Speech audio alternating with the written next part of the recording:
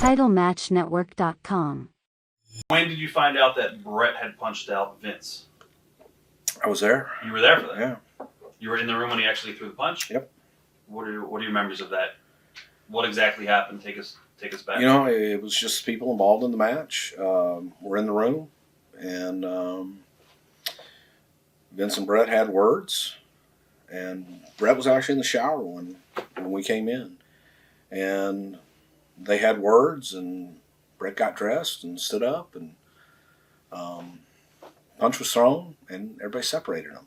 I mean, it's, if you were going to make a movie, you'd make it a lot more dramatic than that. But the reality of it was it was a lot of fuck you, and Vince explaining his position and why he did what he did and how he had no choice.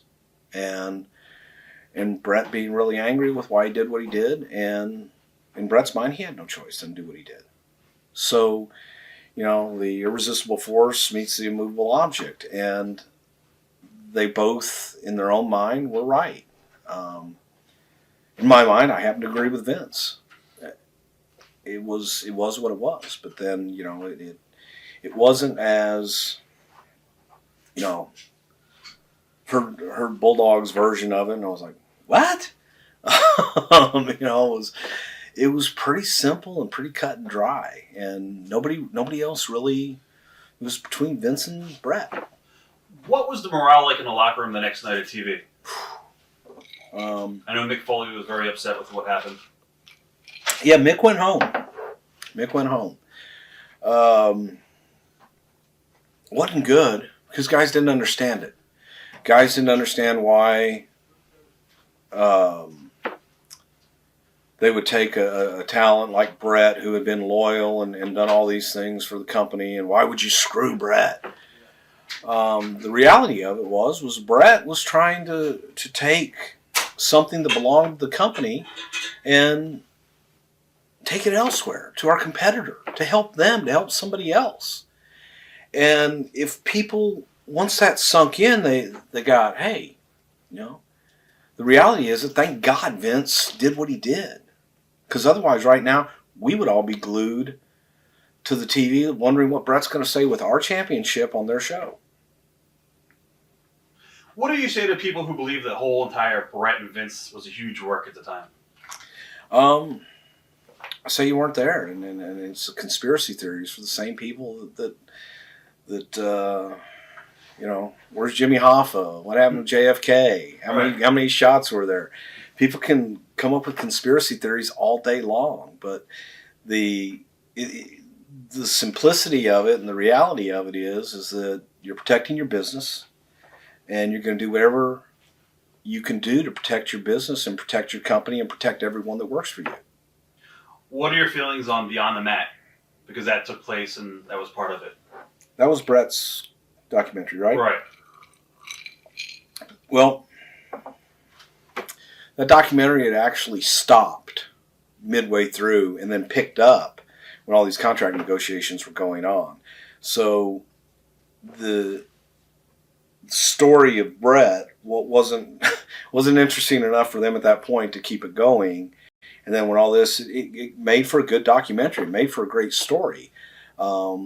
That they came back in and were able to document a lot of that stuff.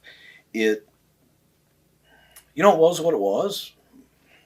It was obviously Bret's point of view, and is it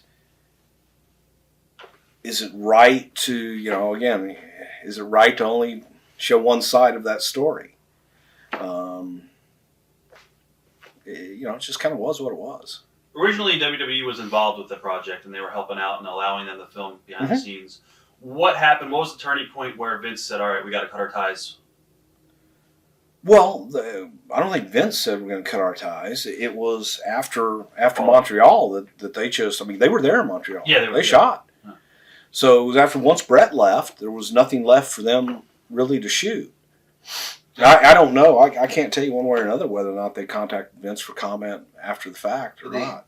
In the epilogue of the movie, Barry Blaustein, the director, says that That wasn't Barry. It wasn't Barry. Barry Blaustein. He did Beyond the Mat. Did he? Yeah.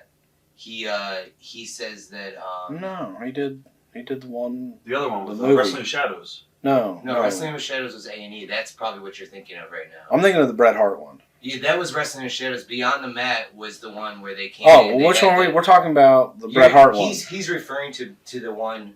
Bret Hart was involved heavily in both of them. Beyond the Mat was the one where they filmed everything. They came to the office. Vince did the thing with Draws, and they have the thing where Vince That was the goes, Blaustein one. He's gonna puke. Yeah. Right, that's what he was referring to. Oh, So I'm sorry. I was Beyond the was talking about the. I'm sorry. I was thinking of the Bret one. Yeah, the Bret Hart one was strictly the A&E. It was called Wrestling with Shadows. Okay. But Beyond the Mat, it was the one where WWE kind of gave all access. Mhm. And originally they were on board for it. And then afterwards, WWE tried to shut it down, according to Barry Blaustein. They tried to keep it from going to theaters. Well, because it was brought to us as a documentary. It was brought to us as a favor to Ron Howard, who came in and said, "Hey, this guy's doing a documentary for an art house film that is not going to be released nationally. Is not going to be released in movie form in any way, shape, or form. Won't be released commercially. Won't be done. It's strictly a documentary. Would you be interested in this?" And it was to focus on a couple of guys. Mick Foley. And we did that, yeah, and we did. It was to focus on Mick Foley and also somebody coming up through the camp. Well, no, Jake wasn't a part of. He replaced somebody, I think. Jake was involved in that. It's confusing because they came out around the same time and they had a lot of the same. But stuff. the Beyond the Mat thing with Barry, that was to focus on somebody from one of our training camps, going through, and actually Draws was, I believe, one of the ones the two guys who did like the tryout. That was Mike Modest and his buddy Nick. No, we had nothing to do with those guys. We had nothing to do with that. We had nothing to do with the Terry Funk retirement or the Jake thing. That was we gave him access on our side, but it was presented as strictly a documentary to be done at Art House Films. It was never going to do a commercial release, and then they went and did a commercial release. I see. Well, you're doing a commercial release with trademarks and brand that we built, and we're not participating in it. How is that? It's like going out and saying, okay, hey, I want to do something with George Clooney and Tom Cruise and Arnold Schwarzenegger. Now, we're not going to pay you anything for this because we're going to strictly do a documentary. All of a sudden, things take off and you release it commercially, but you guys don't get any of it. Your billboards are all, see Arnold Schwarzenegger like you've never seen him, see all these guys like you've never seen him, but you reap all the rewards off of their name and they get nothing.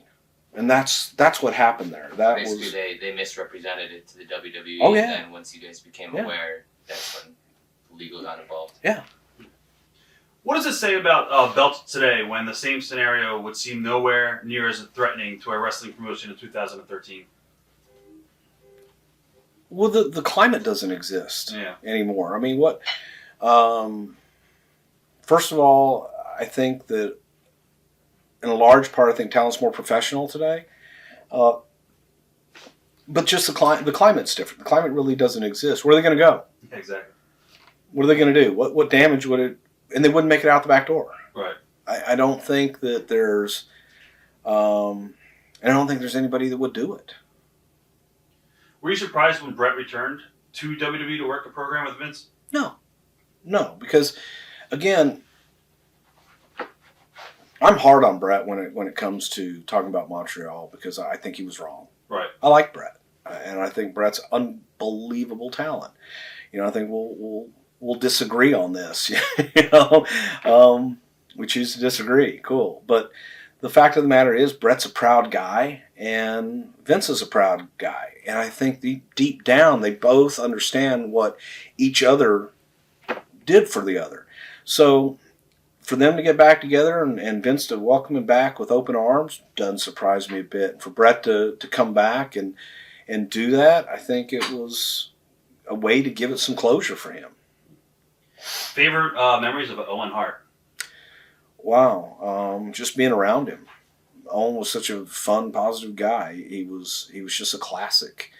The memory that sticks in my head was him walking into our production meeting the day of that pay-per-view and just being Owen, oh, hey, wait a minute, like the old Spicoli thing. It's not a birthday party for me in here. Owen was that guy. Owen was just terrific. I mean, just a wonderful guy. Any memories of his ribs? Oof, there's so many. Wow, to pinpoint it's hard when you put on the spot. You come up with it, and it's hard to think of any. Watch thousands of exclusive shoot interviews right now on TitleMatchNetwork.com.